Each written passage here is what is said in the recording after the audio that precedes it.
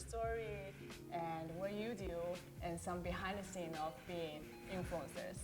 So let's start. Awesome. Today we have Jenny Stumme, and she is my best friend. She is one of our XOXO party guests. She's an amazing actress, filmmaker. You are a slash girl. Oh my God, this I is am a a long slash girl. This is a long list. I have so many on my list. Social media influencer, writer, dancer, radio DJ, film producer, businesswoman. Tell me about what you do. So I do social media, but then I also am I'm a filmmaker. I like the digital space because it gives people that haven't traditionally had a voice, it kind of empowers us to be able to use our voice more. I do digital comedy sketches. I've started to write and direct longer form content, and then I'm still acting in TV and film too.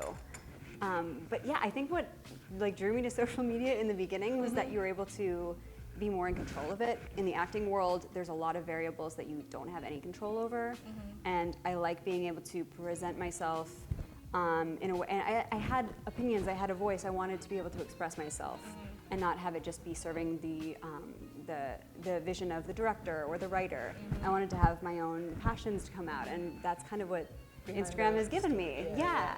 So your page is amazing. You have over 100,000 followers on Instagram. That's very stunning, I love your photography. I love your work. It's a beautiful gallery, and it's also very, I would say, very bright, very colorful, very personal. I can see a real person from your feed. Thank you. Just tell me about your Instagram. I think that's super important what you just said, how I think for people trying to break in, you do need a specific voice.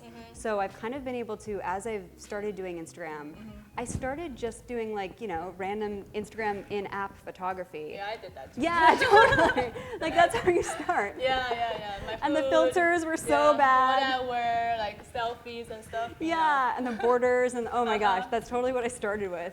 And then I started, seeing it as more this is kind of like a gallery. You would go see this, 3x3, this is how a gallery could be displayed. You could do more with it. You could get more aesthetic with it. That's right. And express yourself visually as well. And I started working with a few photographers that were aspiring photographers. And then that got me to a level where I could show my stuff and work with professional photographers. That's right. That's the thing about LA. There are so many creative people. So when did this 100K following happen? That's a good question. Yeah. I almost don't remember the 100K. I think it was a year and a half ago, something like that. I remember 50K very well because I was still working a side job in a restaurant as a host at a restaurant. And I got to 50K and I was working at the time. And I remember checking my phone and I was partying myself. Yeah. And I was oh, I still have to do the rest of the checklist and go take out the trash. And it was a very eye-opening moment because it's there is a reality to the other side of it too. Do you think it's a new chapter of your digital life? Totally. Okay, totally. And that's when I started being able to pitch myself to brands more, to be able to do more branded content. So you do see difference. Yeah. You have a higher following. I totally do. Yeah. I also think it counts the quality of what you're putting out there. I think that counts just as much, if not more, than the number of followers. Yeah, you guys should check Jenny's feed. It's gorgeous. Aww. I can tell you put a lot of work, a lot of time and effort to making them consistent and beautiful, and each of her posts is very interesting. It's so hard. I'm totally a perfectionist. I feel my stuff is boring. Good photography, No, it's great photography. You also have great style. So when you look at Chris's feed, that's the thing you notice. Journal of what totally. But sometimes I want to put more story behind it. Yeah. I like that too. Well, that's why I like that you're doing this. It shows the story behind it. And I'm trying to do more. Totally. A story, with a feed post. And I don't know if people know this, but you're a photographer as well. Yeah. And you're a really good photographer. One of these. Interesting. But you should too, right? I do. I've started to. I think it was because of social media I started getting really interested in photography. Yeah, exactly. And I've always I went to film school to be a filmmaker. And we both were USC, so we have a USC connection. Very cool. But I've been learning more about that as I've gotten into Instagram, and then you work with photographers, even just as me as the influencer. But I would start asking them questions how do you do this? Yeah. There's so much knowledge out there. I think everybody either they're professional or they don't understand photography, but they appreciate good images, good quality of your feed. So I think that could be the first tip of how to start if you are already on social media, you're a beginner, you're like aspiring photographers, artists, or actress, or influencers. You want to do more on social media. I think the very first thing is to work on your photography and video too. Yeah, I'm trying to learn more video. I think like having like a unique style to it helps a lot too. Yeah. Because then you can, you want, like, you have to think like a follower basically. You want a new follower when they stumble on your feed, if someone, sent them a link or they saw the explore page, whatever it is, you want them to like get a sense of who you are when they first see your account. And so like good photography, having like a consistent, it doesn't necessarily need to be like, people get really into filters, but it doesn't necessarily need to be that even. It can just be like. Do you use filter at all? No, I do more like, I do Lightroom and I play with the colors a lot. I'm like a big color junkie. And so I like to do bright colors. I like certain colors more. I love purples. There's a lot of purples, pinks, teals in my feed. Yeah. So I play with that. And I like your night photography. Thank you. I love night photography. It's really hard to do night photography. Totally. I'm trying to do more, but sometimes the lighting could be too harsh when you shoot flashlight. For the night, try to avoid that, but yours is great. Thank you. Yeah, it's great. I started writing longer captions and I started getting a little bit more like confessional with them, I guess. So it almost started to become like a little mini diary. Yeah. And so that's. I want to do that. Yeah. I occasionally do long form captions. I love yours when they're long form captions. They're so good. Yeah, I'm trying to like bring my blog post, maybe part of them, to the feed. Yeah. Yeah, so that where people can just they don't have to click link in bio. They can just, read everything right on the feed. Yeah. It saves a lot of time. You know how busy, how impatient people are. No one clicks on any of my links. They just like to be on Instagram, apparently. Yeah, they want to stay with the channel. Long form caption is Jenny's number 2 tip. Yes. So make sure you guys share your genuine story of each post and make it personal, right? Yeah. And whatever I'm going through that day, whatever, I was thinking when we were setting up the photo shoot, it can be a lot of different things, but it's been like a big way for me to express myself. But I think it's part of your skill set already, because you're a writer. Thank you. I love writing, yeah. And I'm starting, like I do like some narrative writing, but then, there's sometimes I just have like ideas kicking around my head about like, this was going around the news this week. Here's like, it can be topical, it can be personal, what's going on with my life. I think I'm, a lot of what I share on my account is like, I'm definitely a work in progress. I'm trying to be, I have all these big dreams and it's hard to get there. And so you learn a lot about yourself on the way up. And I like sharing the knowledge that I've accumulated, I guess. Learning it by doing it. Yes, totally. So you do find long form gets more engagement and following. I didn't think for a while, I didn't think that people were even reading it, and then people started like commenting and like tagging people, and that's, Yeah, just test it out on your channel maybe. Exactly. You'll see difference, right? Yeah. Okay, what's the number 3 tip? I think that one of the things I started to do was being very open about things, even like the bad things, even, it kind of goes along with what I was talking about, but just being more authentic. And I started doing, one of the things I did that I think really helped build my audience early on was I started doing a live session once a week. And the reason I did that is because I felt like there's a lot of people that when they go through social media, they can get sucked into a click hole and kind of feel badly about themselves if they're looking at all these people doing cool stuff around the world. It can sometimes have like a bad psychological effect, and I did not want to be a part of that. That's right. Yeah, last time I did an interview with the female portion at USC, and they asked the same question, like, do you feel like Instagram is bringing you a lot of pressure? Yeah, it can. Like, it totally can. More people would believe like others live a better life than you. Right. And I wanted to show the other side of it. Yeah, it doesn't make any sense. It doesn't. Like you see the photo we post, you don't see like the hours we spent editing it or like setting up the shot to light it just right. But doing live, that makes sense because people can see like the real you. Totally, yeah. And I think that's when I started like, personality, yeah. That kind of stuff. And I think that's what people like want to see. Like if you were a follower going to other people's feed, You want to see who they really are, not who like they're pretending to be. I'm still scared of doing live, you know. You do it on your stories though. I do a lot engagement with my stories, but I still feel like sometimes there still I don't feels like show, a pressure. It yeah, can be a lot. I do want to be more open about what's going on with my life. Yeah. But sometimes I got this pressure, you know. It's weird for influencers too, because I don't know if people know that, but there's tons of pressure on influencers to like look perfect to a great outfit. Yeah, even though sometimes you look happy on your feed, but actually you have very stressful life. It can be hard work, totally. You know, like deadlines, things to do, you know, to-do list on my book. So basically, be more open. I want to do that. I have to follow that tip number 3. I feel like I am not When you do though, I love it. I get so connected to it because it feels so real. Stories. Yeah, I like stories. There's like more tiny tricks you can pull, like the pool, you know, the like, the bar. You can do more with stories. But in life, it's like, it's challenging. Yeah, I'll try to do more.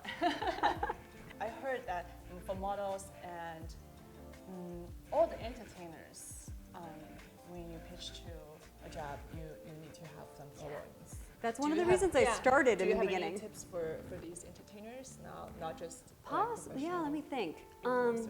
If you're doing it more for promoting a business, yourself as an actor, entertainer, singer, I think it offers an opportunity to be able to show yourself how you want to be seen, which can be important because I am an actress, but I also love strong, meaty feminist roles, and there weren't a lot of them. It's getting better, but there weren't a lot of them before. But I was able to show that side of myself on social media. So if you're, an entertainer and you want to be seen a certain way, this is who you truly are. It gives you an opportunity to like go out and show people what you can do, and present that to the world. So that's been helpful for me. Since that's personal, not on the show. Yeah. Yeah. So on the show, you're playing someone else, right? And you don't really have much control over it. Oh, okay. What you say, your lines and stuff. Okay, right. Totally. Yeah. You can be more yourself. You can also like show. That's one of the reasons I started doing comedy sketches, because I had funny ideas that I wanted to play like weird characters, and I wasn't getting those roles. I was getting like the normal person, and I was like, no, I want to be crazy. So I wrote those for myself and made them, and they were really fun. You can be totally creative about what you do, and there is no limits. There's no limit about like if you get this role or not, because you can just do it on your own channel. Because you're in control of it. You have like no reason not to. That's right. Yeah. It's like, I'm not on Vogue, but I'm on my own Vogue. Exactly. Okay. That's and you curate it how you want it to be. Yeah. Be your own producer. Produce your own show on your own channel. So that opens up a whole new space for all the creative people in different industries. Even they're entertaining, influencing, like singers, they can just play their own. I've seen some singers do incredible, like little, some of them are original songs, some of them are cover songs, but they'll just record themselves practically on their iPhone and put it up, and they're so good. Dance, right? I used to sing, and I used to dance. I still sing a little bit, just I haven't been. I've thought about doing that on Instagram, though. Yeah, you should do that. It scares me. It definitely scares me. Oh, that's the same scare of the life on my channel. Yeah, exactly. I'm so not sure about this, but probably you should do it. Maybe sometimes we can just film everything and just put the good ones on the channel, because you have to capture the moments, right? Totally. Yeah. You have to capture everything, because like for photography, what I do is for my feed, I take 100 pictures and pick one or two the good ones for my blog post, my in-feed post, or my story. But story can be more spontaneous, maybe just iPhone film and stuff. But that's my experience. Yeah, I've thought about like doing like little singing things on Instagram stories. Yeah, maybe you should do that. You can be very raw on Instagram stories, and no one's judging it. First, and I can tell you if it's good or not. Yes, I will do that. I will do that. I think everybody will vote for yes for that one. Okay. You can send me your life stuff when you're opening up. I can be like, give you feedback. I think that's a good thing too, to like challenge each other. Yeah, I can add that to number 5, because that one can be, you can find a partner for Instagram, for social media. Like the two of us, we can take pictures of each other, and we can give some advice on your content draft. Totally. So that you have some, support from your community. It helps so much. You can validate your content, your quality, and if it's interesting or not, you know. Yeah. It's sometimes hard to know when it's you personally because you can't be objective about it. So it helps to like get another opinion. Yeah, that's right. I'm very good at saying no. That's an important quality. Yeah, That's a really important quality. Yeah, I'm very good at this. I always say, no. It could be better. Yeah. I'm like, you know, just find a partner. So a lot of my girls, they were saying like, I don't have a Instagram boyfriend or Instagram husband or Instagram mom to take my pictures. So it's easier if you can find someone who share the same interest for social media and take and help each other with their content. So I'll put that to number 5, partner. What's the moment of you having this first 100K following? What's like a pivot moment? I think what's the difference? What's the moment like you feel like you are? I've made it as an influencer. Yeah. Yeah. I feel like that for me was I did this this brand collaboration with Almay. And I really wanted to, because I wanted to be doing more like comedy videos, I pitched them an idea for like me being like a beauty guru. You did pitch I pitched brands. Full ideas. So how do you do this? I think it helps to personalize it and show what you can offer them as opposed to the hundreds of other people out there, thousands of other people out there. Yeah. So for me, I was like, I do comedy videos. This is some examples of some that I've done before. And then I gave them 2 explicit examples of like what I wanted to do because they were looking for a few different videos. I'm like, here's 2 ideas. Some ideas Yeah. of what they're gonna get. You don't have to flesh it out completely because you don't want to like do all the work just on spec. But if you have like a strong idea and you can articulate why you're the person to do that, I think that is why I've been able to secure some brand partnerships that I've been really proud of, and that I felt like that was some of my best work. I think writing does help you a lot. For that one especially. When you talk to brands, when you talk to your audience, it's all in writing. Yeah. Right? Totally, So that's do true. you have like an upper hand? That's kind of true. It's not like you're Instagram storying them a pitch. You're like writing it out. Yeah, that's right. Yeah.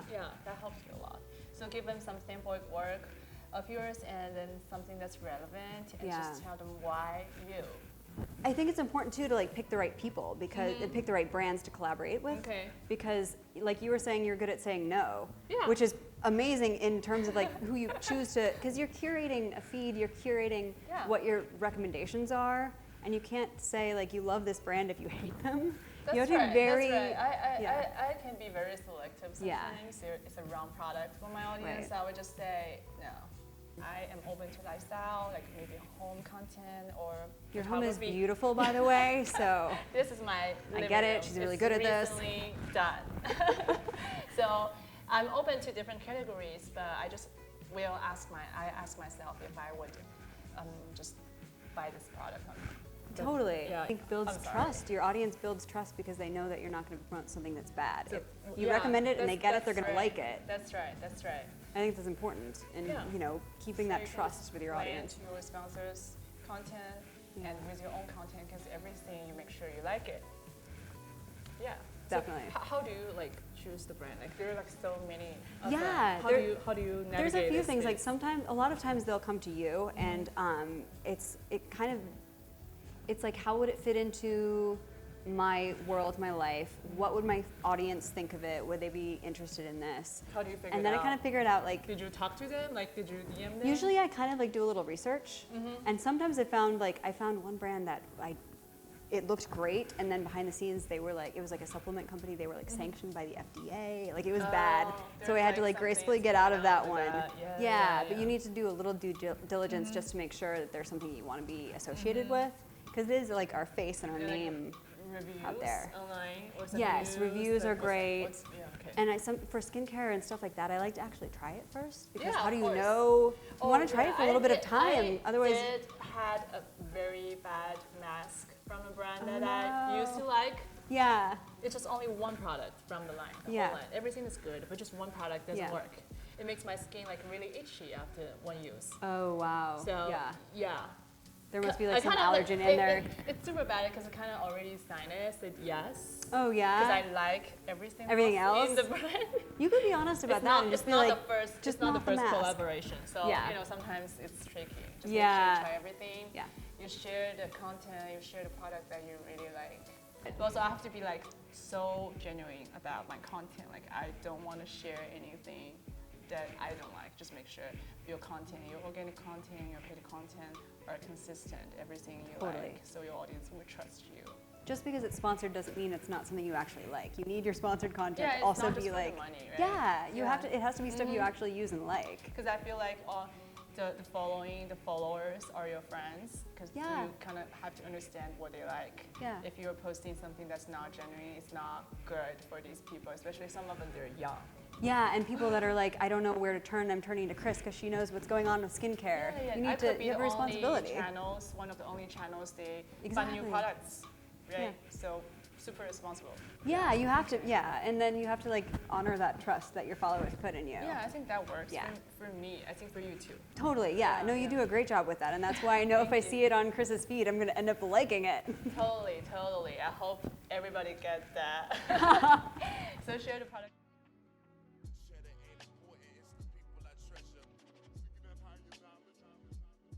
Okay.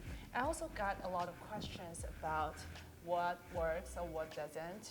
For my feed, for example, like the giveaways, sometimes they can encourage people to comment and like the post and get followers, right? Does it work for you, or is there like a certain time of the day that I should post or should avoid, maybe Friday or Saturday? Is there like a certain schedule that works the best for your algorithm? Everybody is trying to beat the algorithm on Instagram. It's really tough. It's really tough because it always changes. Yeah, it's always changes. I feel like I tried to beat the algorithm for a little bit, and then it was driving me nuts. I was going crazy because I was doing like those analytics app that tell you like your audience is most engaged at this time, and you know it's like to be authentic to me. Maybe a little bit, not really though, because the algorithm always changes so much. No one really knows what's going on with it. And for me, it was more important to be able to post when it was organic to me and authentic to me. Yeah, exactly. And in my life, because it's also, you know, like you can't be doing 24/7 a slave to the algorithm because then your content suffers, which is, I think if you put the focus on just, you can't control that. You can't control the likes, you can't control like, there's some things are gonna hit, some things won't. And sometimes it's random and weird. Could be the content, could be the time of day. Yeah. It could be, you know, just very random things. Like half the people in Canada didn't have Instagram at that time or whatever, you know? Stuff like that. So I don't know. It could be like if you follow like maybe one post every day for me, it's like in the morning of LA time. Yeah. I feel like I have some like people from East Coast. Yeah, taking care of these people, and that's pretty much it for me. And now I'm taking Sunday off. That's awesome. That's huge. Just one Saturday or Sunday, but mostly Sunday off. Because I used to post twice a day. Now I'm like cutting to 7 to 8 posts a week. But maybe I'll post twice a day for 2 days. You know, just have like one day totally private, no social media for my mental health. It's important to like take care of your own mental health too. Yeah, just balance social media and real life.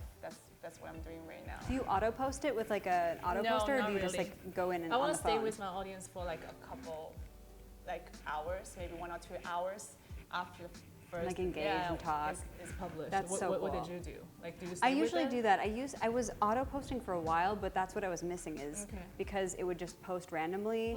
I could take it off of my mind and like not worry about it that week, but the downside was then you're like sometimes not aware when it went out, and you do want to engage with people because that's the point is to engage with your audience. It's social media, so yeah, social is supposed to be like that. Exactly. So I totally agree with you. That's a good point. Just follow your own flow, own pace. Just don't worry too much about the algorithm, right? And if you like the content you're making, if you like your photography, you like your caption, you like what you're putting out, that's all that matters. Focus on that. Don't be discouraged if this picture that you really like and don't get enough likes. Don't worry too much about it. Just keep doing it. It's totally happened to me on some of my best content even. It's like, why? But it just does. That's weird. It's part of it. I used to be like so very, very frustrated. Yeah. Some it can drive you crazy. Doesn't work. Yeah. But I'll still leave these content posts on my page. I used to delete it by once. It's like, no, sorry, gone. Me look better, you know. Everything got a lot of likes. Yeah. So, and also I feel like if you stay with your audience for the first maybe 1 or 2 hours of your post. That's a great tip. That's the moment like more people will leave your comment or ask questions. And then there's a good chance you can just get back to them like in a timely manner. If after like a few hours of the question and they're gone, they're not online or whatever, so kind of get more engagement of the when you publish your content. Totally True, right? So I would just follow my own pace. I just do like maybe 9 to 12 in the morning, so that I can take care of both sides of my audience. Yeah. Time difference, right? So yeah, totally. That works for me, but it's not for algorithms. It's just for the convenience you have to live your life. Yeah, and most of my audience. So that's what I do. So I usually do morning-ish too because you should do morning. Yeah, because California, and then like also I sometimes do. It sometimes depends. I try to post like in the morning afternoon if I can. I think it does a little bit better. Yeah, so but people can just see random. some new updates from Jenny during lunch or late lunch. Don't worry about algorithm. Just be the content. Live your life. Just focus on the content and work on with your own schedule and balance your life.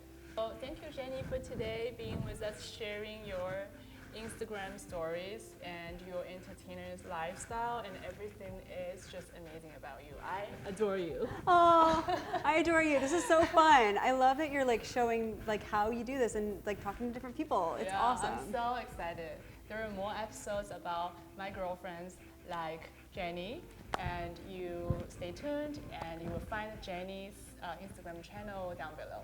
Okay. Bye, guys. Okay, so I'll just put a link or mention your... That's amazing, yeah. Okay.